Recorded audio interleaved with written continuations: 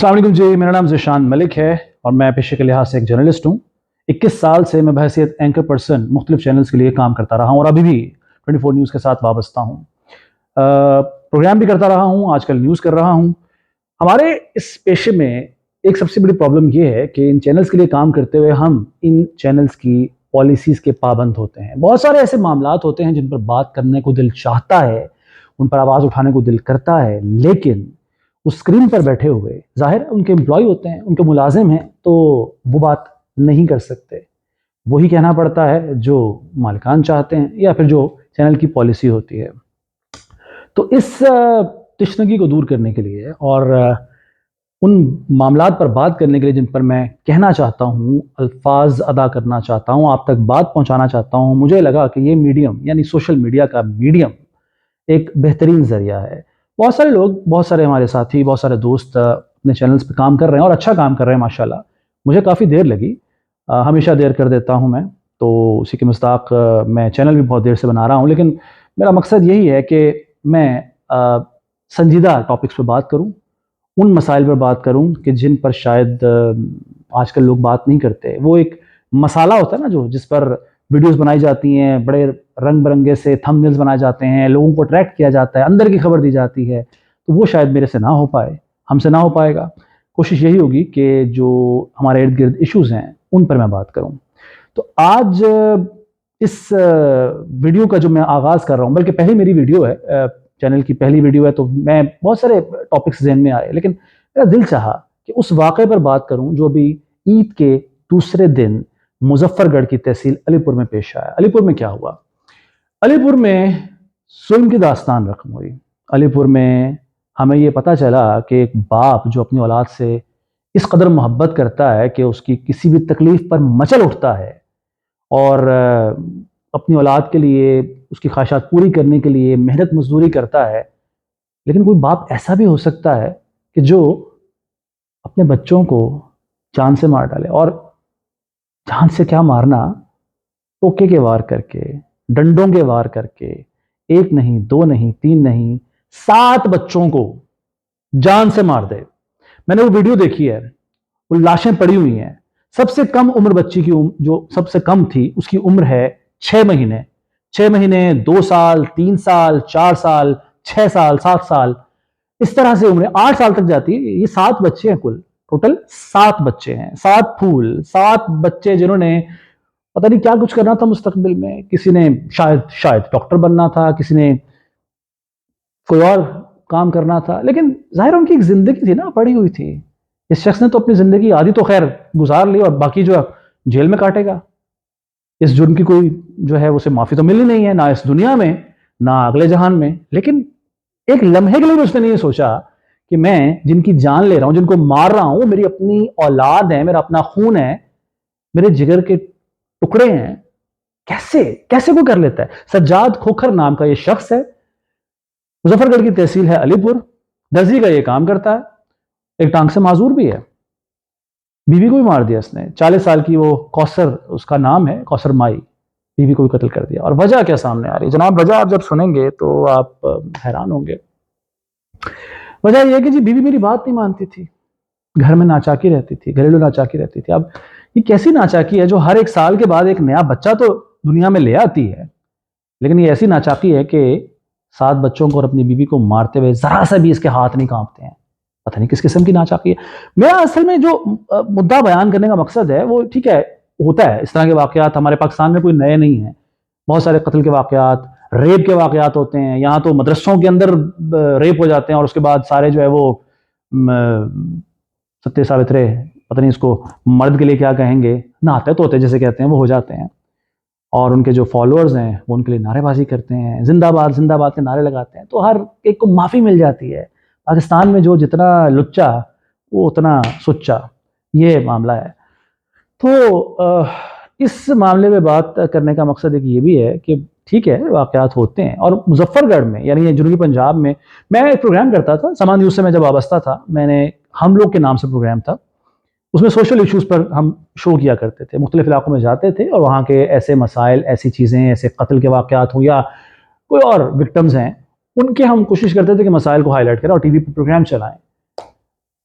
Rating کی دوڑ ضرور ہوتی ہے، اور ریٹنگ کی وجہ سے بہت سارے ایسے ٹاپکس جو ہیں وہ ہم نہیں چلا پاتے تھے، کہ ہمیں اوپر سے آرڈر ہوتا تھا نہیں یار اس کی نا ریٹنگ نہیں آئے گی، اس کو کون دیکھے گا، اور ایسا ہوتا بھی تھا، جو سنجیدہ معاملات پر بات کرتے تھے اس کی ریٹنگ نہیں آتی تھی، پھر ہم سے پوچھا جاتا تھا کہ بھائی اس پروگرام کی ریٹنگ کیوں نہیں آئی.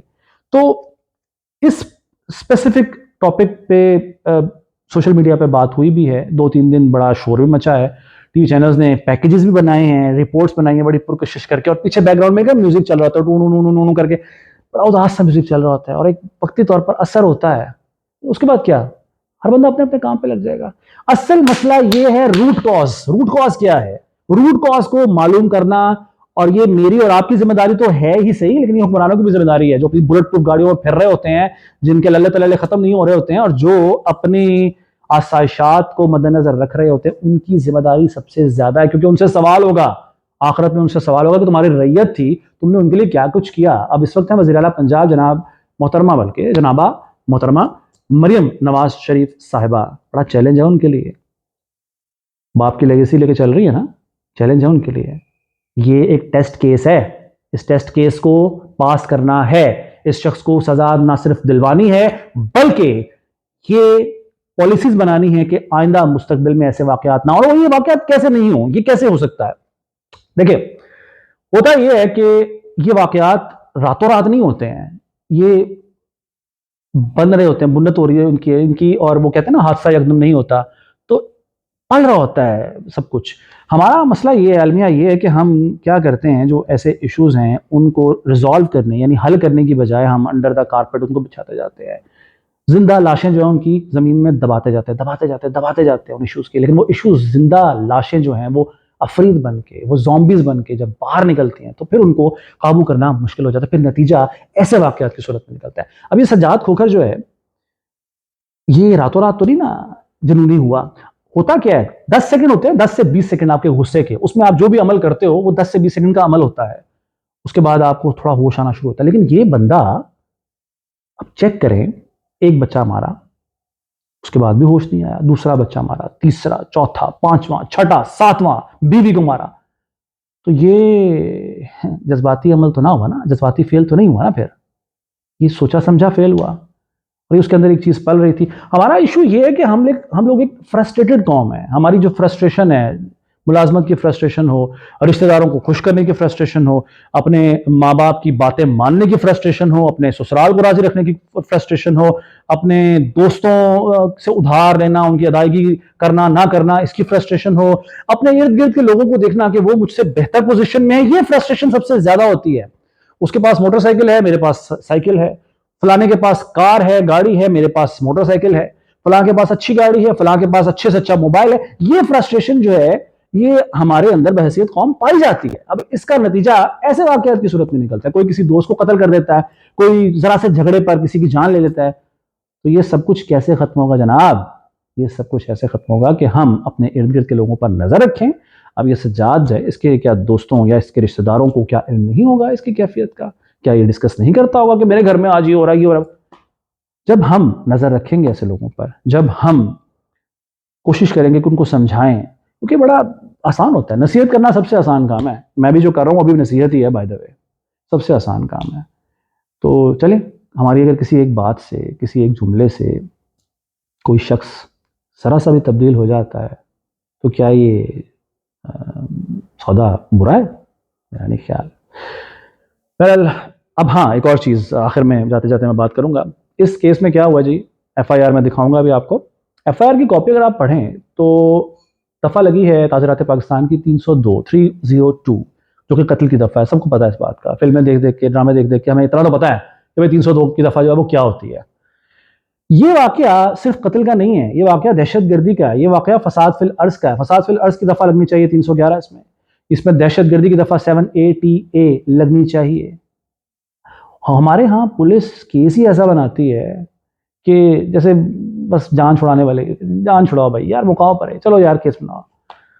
تو اس پہ یہ دونوں دفعات بھی لگنی چاہیے تھی. میری اپیل ہے، اگر کوئی سنے اور اگر یہ ویڈیو یا یہ جو میری بات چیت ہے یہ کسی تک پہنچے تو خدا را اس کیس کو ٹیسٹ کیس بنائیں، سجاد کھوکھر کو سزا دلوائیں، سجاد کھوکھر کو ایسی سزا دلوائیں، عبرتناک سزا دلوائیں کہ اگلے سوچیں 100 بار ایسا عمل کرنے سے. اور ہماری عدالتوں سے بھی میری درخواست ہے, 130 139 نمبر کی عدالتوں سے بھی میری درخواست ہے, خدا را اسپیڈی جسٹس دیں.